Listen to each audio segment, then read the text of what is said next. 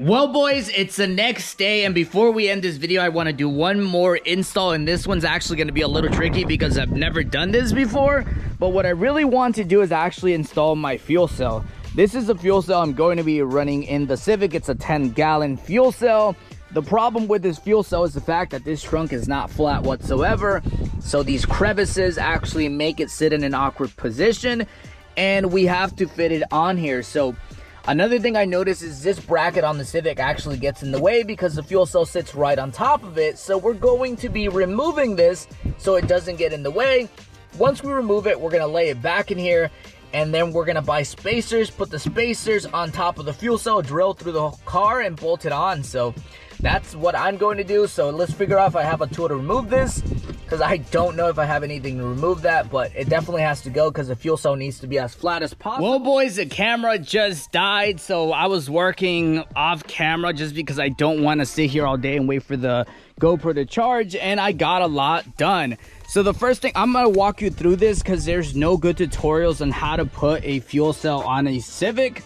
I looked and looked and looked and I couldn't find anything, so I'm going to try to give you the best explanation that I came across, or I'm going to try to explain it as good as possible so you guys can do it as well. So as you can see, I have done a couple of things since the last clip. One thing that I ended up doing is I went to Tractor Supply and I actually bought this square tubing. So I picked up the square tubing from Tractor Supply. It's very expensive. I think I paid $40 for both of these. And essentially what I ended up doing with the square tubing is I ran it across the trunk of the Civic, because the Civic is not flat. You kind of need to do this for the fuel tank to sit flat. And honestly, I could let it sit here and it would be fine, but I'm going to level out the back as well. I haven't figured out how I'm going to do that yet. And I can move it forward, move it backwards. I can mess with it. I haven't fully tightened it. What I'm going to do is I'm going to cut this square tubing for the back as well. And I'm going to run it across the back, and I'm going to do the same thing I did here. What I ended up doing is I put bolts and a spacer. As you can see, the spacer's not doing anything yet because I haven't tightened it. I need to get smaller bolts.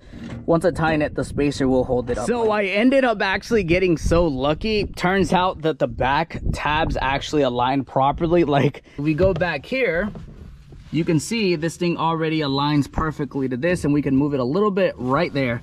She's flat, man. Like, she's flat. She's flat over there as well. Like, we're good. Over here, we're fine. The only problem was actually up there. Holding the actual fuel cell up was the difficult part, but once you have it all aligned and bolted up here, you shouldn't have a problem. So that's how we're going to be running it. The tabs back here already are flat, so these are flat. We could literally just run it the way that it sits right now and call it a day. So this thing is actually coming along pretty well. I got so lucky with the rear. We just literally had to make a mount on here on the top. We made some spacers, cut them out, drill some holes, and we're gonna bolt it together. I actually need to go to the hardware store to get some smaller bolts because the one I currently found, or the only ones I found that fit, are way too long. It needs to sit exactly there because, as you can see, it leans forward a little bit, but when we lift it up here, it's gonna be completely flat. So this thing's gonna be pretty solid. So I'm gonna go to the hardware store, get the right hardware I need, and we'll be right. Now I have the right hardware, so now we can actually do it. I already pre-drilled the hole, so it should simply slide in just like so. And then once we push it up, which this is not aligned, but once we push it up, we just gotta find this hole. There we go. We have enough thread down there to close it and lift it up. So let me do that real quickly.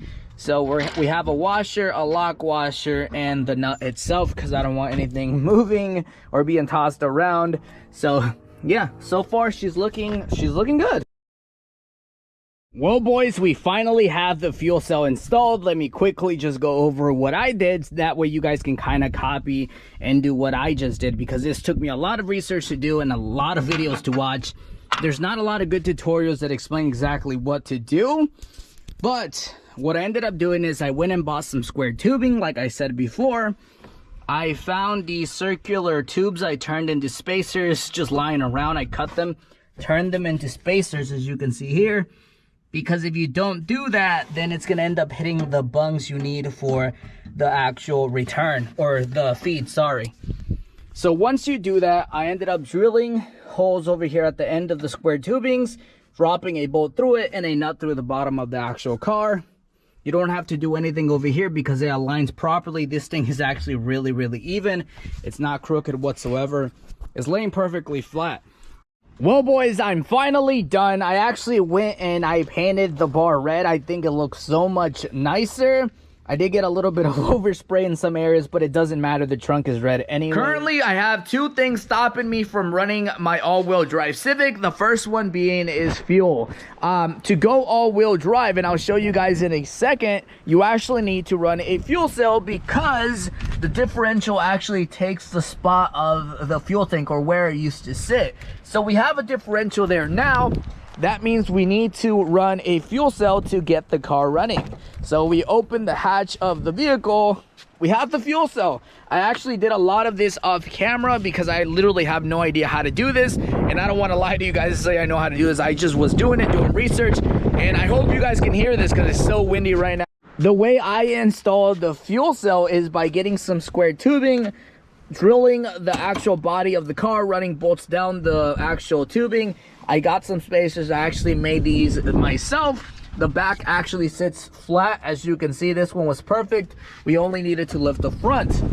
Now we're gonna get it running. We actually have everything set out in front of us, and I'm gonna go over exactly what I'm going to do to get this car running and how I'm going to set up the fueling in this car. First, for line, I decided to go with 6 AN. I'm not gonna be pushing crazy power out of this car. I want 500 horsepower. You can get that out of the stock lines. So 6 AN is going to be perfectly fine for that. I actually bought two 16-foot length rolls of 6 AN lines. So I have two of these and they're both 16 feet long. One's gonna be for the return and one of them is going to be for the feed. I ended up getting a drill bit to make 1-inch holes on the body of the vehicle. 1 inch is going to be just about right to run the line and the grommet. As you can see, I drilled the hole over there. We actually have a stock indentation in the body of the car, and I feel like that was perfect to drill a hole, so that's exactly where I did it. I'm going to drill one here for the ventilation. I'm going to drill one here on the side for the feed, and of course, I already did the one for the return. I also bought this grommet kit here from eBay. This whole kit right here was like 10 bucks. And they have all sizes for any hole you can think of. These, I highly recommend you get one of these if you're going to be drilling holes into the body of your car. Because you don't want an open hole like this. Also, this hole the edges are a little bit jagged, so they will destroy the line over time. So just get a grommet and cover it up and do it the right way. The fuel cells normally come with a 10 AN bung. I actually bought these adapters that are going to turn the 10 AN into a 6 AN, and I'll show you how to install these. You literally just screw them on, and it changes the fitting to a 6 AN because we're running 6 AN lines. I'm also getting rid of the stock filter, so I bought a universal filter right here. It came with the bracket and everything to install it. So we're going to be doing that around this side of the actual car. And I also bought a filter and a filter adapter so we can ventilate the system. This one right here is going to be my vent. I'm going to run a small line from here to the outside of the car, and I'm only going to put a filter on it to vent the whole system because I don't want the car smelling like gas, or I want it to be somewhat bearable because I know sometimes you just got to deal with it.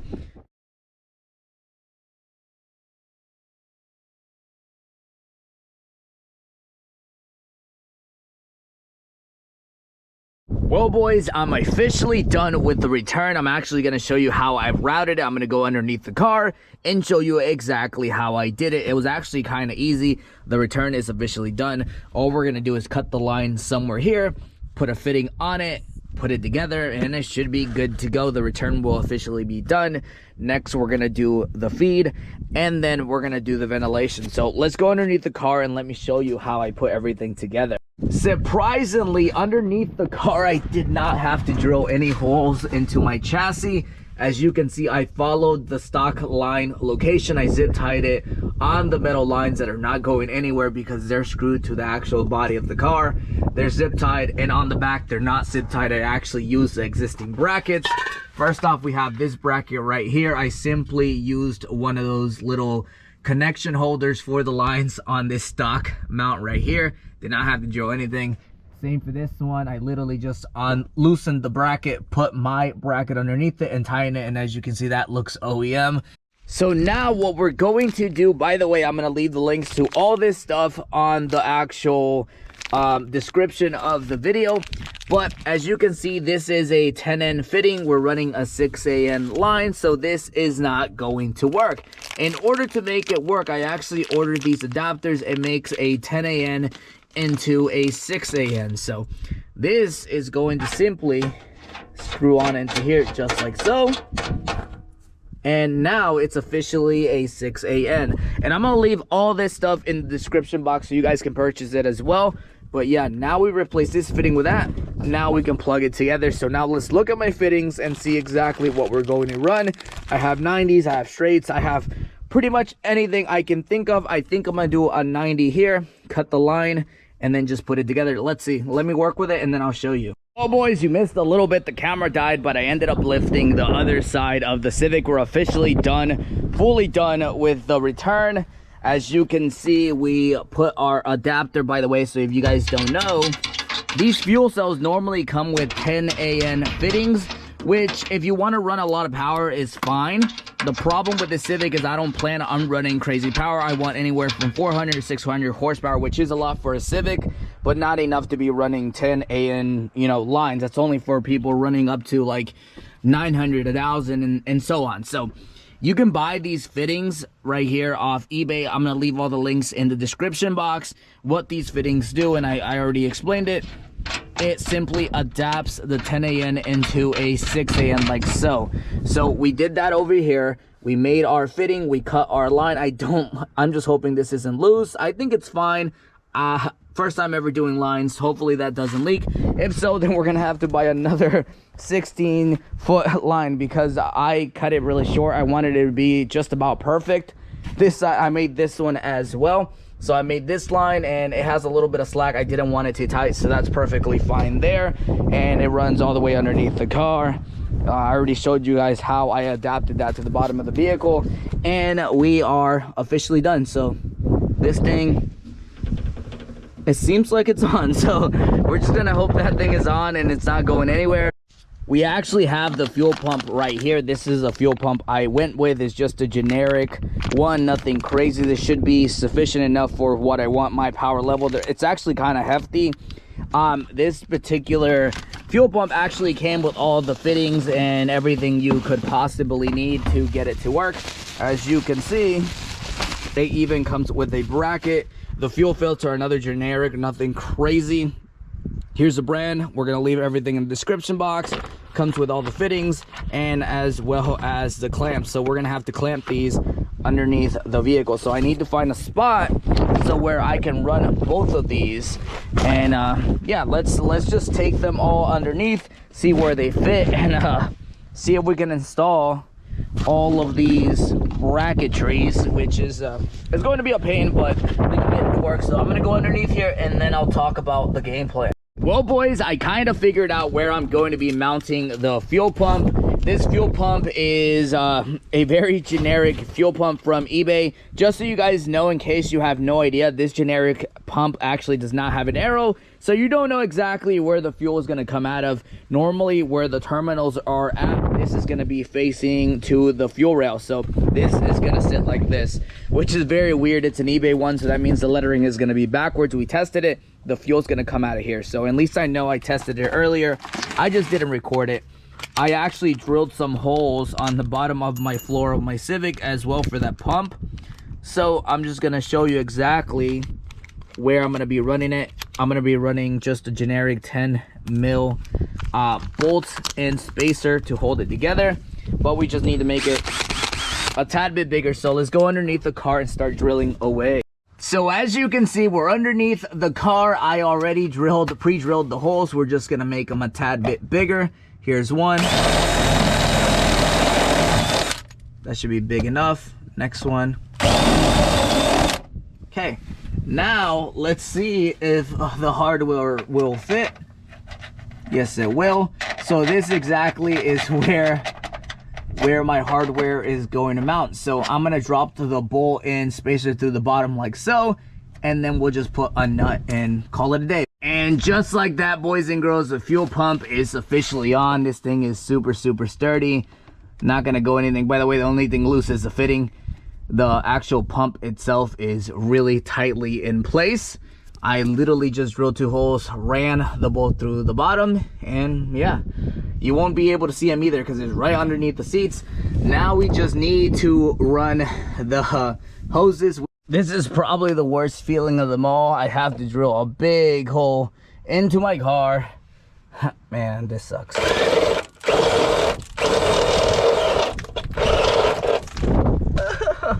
Oh, the hole. A little bit bigger now, but we're almost there. Okay. Oh, man, the holes. So this should be exactly everything I need to get the Civic started. We actually have some new fittings. We have some fitting adapters that we need as well for our fuel pump because it has 10 AN and we're running 6 AN. So this is the fittings I was missing. I was missing a couple different angles. Of course, we were missing the hose. We needed more hose. This is about 16 feet, I believe. And we also need to mount our fuel filter. So we need to mount this somewhere, and I haven't decided exactly where. I was actually waiting on these adapter fittings so we can put them on the fuel pump. We're gonna go underneath the car and I'm gonna show you exactly what we're gonna do with these. But essentially, we officially have everything to get this car or the fuel system at least fully sorted. We also made a hole down here. So we have a hole down here. We have a hole down there. We're probably gonna make a hole down here as well for a vent. And we're gonna run the feed through here. So I think honestly, I think that's where I'm gonna start. I'm actually gonna hook up the feed right here, run the hose down there, and we're gonna hook it up to the actual fuel filter. I have a little bit of hose left over right here. I think I'm gonna use this little bit of hose to do the fuel tank to the filter, and then run another hose from the filter to the fuel pump, and then all the way to the actual fuel route. So we have a lot of things to do. Let me figure out exactly where I'm going to start, and then I'll tell you exactly what steps we're going to do next. So what I actually think I'm going to do is I'm actually going to make the vent system on this vehicle. If you guys don't know, if you don't make a vent system on a fuel cell inside your car, your whole car is going to smell like gasoline. So I'm going to form something to make it not smell so much, if that makes any sense. I think what I'm going to use is this bung right here. This bung is going to be my ventilation system. Well, boys, the first thing we're going to do in order to get a vent installed on this fuel cell is install this vent valve I actually got from Jegs. Essentially what this does is it has a little metal ball. If this car was to ever flip over, that little ball would block the passageway for the gasoline so it wouldn't go all over the place. It would block it. And when you have it in a normal position, it allows air to come out or vent out of the fuel cell so the whole car doesn't smell like gasoline. So the first thing we're gonna do is simply just screw it on just like so. Make sure it's completely tight. There we go. Now that we have the vent valve installed, we're actually going to be installing this adapter right here. This is going to adapt the 10 AN fitting to a 6 AN fitting. It's a lot of fittings, but I want to run 6 AN lines, and we simply screw that on, and now we can run our line to the actual hole so we can vent the whole system, and so this car doesn't smell like fuel all the time. Now all we have to do is actually install our line, which I pre-made, as you can see here. This line is actually going to be running through this hole that I pre-drilled, as well as put the grommet in for. So all we got to do is fit in there, tight fit, because it already has a fitting. Maybe I should have waited, but there we go. She made it through. And then this is going to latch on here just like so.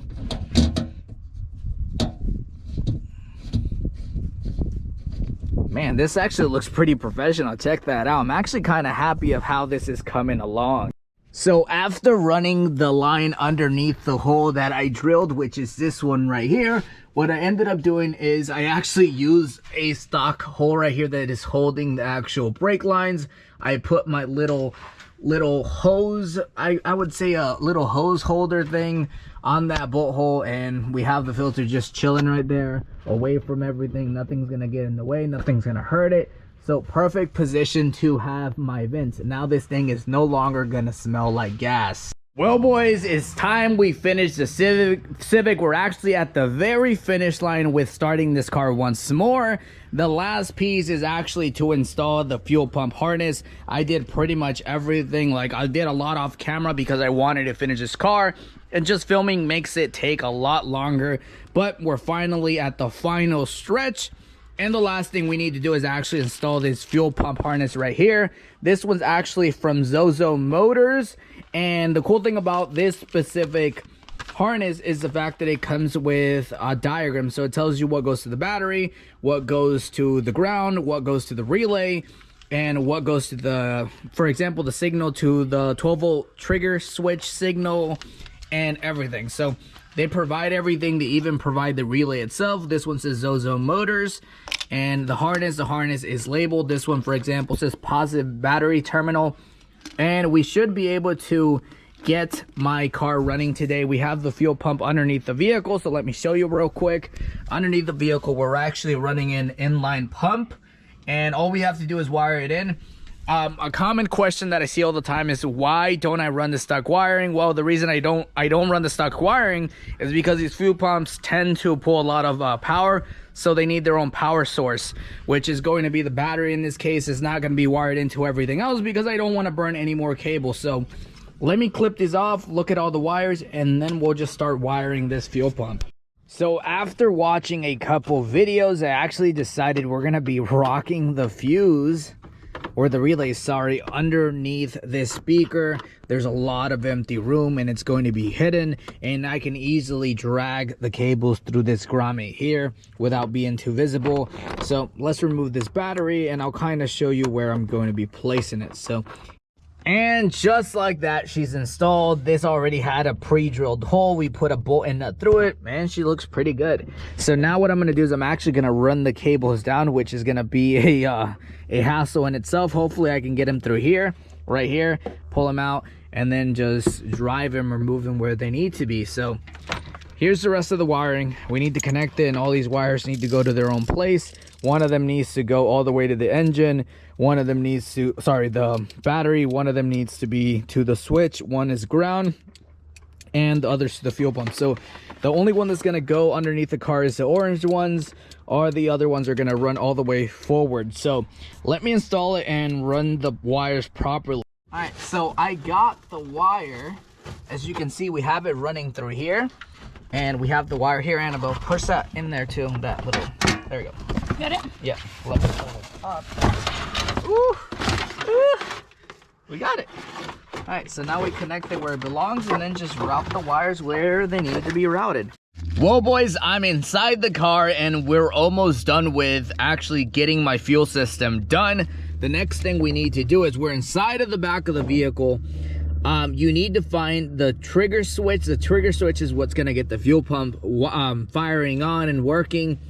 On a Honda, the trigger switch is actually the yellow and green. It has this tiny little plug right here. You just cut it off. The yellow and green is the trigger switch, so when you turn the key, it's gonna let the whole system know that it can get power now and the car is going to turn on. So that's the trigger switch. There's a lot of yellows and greens. Make sure you look for the one that has this plug right here. This has a ground and a yellow and green, and that is your trigger switch. Well, boys, we have everything wired. As you can see, we have everything connected. We have the signal wire there. We have the actual power wire ran throughout the vehicle. It's underneath the carpet. You can't really see it. And then it just comes out this grommet that I have over here. So where is my grommet? You can't even see it back there. There's my grommet right there. Comes here. I have it on the battery terminal. So if I did everything correctly, this thing should turn on right now. Well, not the car, but the fuel pump. Let's see. Did I wire this correctly? Oh man, she's loud, and she's underneath the vehicle. All right, good. Now, we actually need to go get some gas. Once we get the gas, we should be able to see if this thing fires on for the first time. I'm actually pretty excited. Well, boys, she's ready to start. Before I actually throw fuel in this thing, I'm actually going to take this foam insulation out. I've heard mixed reviews about them. I heard that they'll clog the system. I've heard that you're supposed to leave it in there. I honestly don't know. I'm just going to buy some expensive foam because I don't want to risk this foam clogging up my system. So we're just gonna remove it just to play it safe, and then just buy some actual fuel foam from somewhere that's not eBay. So, oh gosh, it's hard to remove too. Let me see, maybe if I squeeze it together. No. There you go. There we go. We took it out just to play it safe, and it left a lot of residue. So now what I'm gonna do is I'm gonna actually put a rag in there and try to, yeah, it left some residue. I'm gonna put a rag in there, try to clean it off, a clean rag, because that was kind of dirty. And then we'll throw fuel in it and see what happens. I don't know why, boys, but I'm super nervous. It's time to fire her up. We have the fire extinguisher. We're just gonna leave you right there. Turn it on and see what happens. I even lowered the car. Man, I don't know why I'm so nervous right now. This thing ran perfectly fine, so I think what makes me nervous are the lines. I made the lines myself, and I don't want this thing leaking. I definitely don't need this thing to be on flame, so. All right. Oh man, that fuel pump's so loud.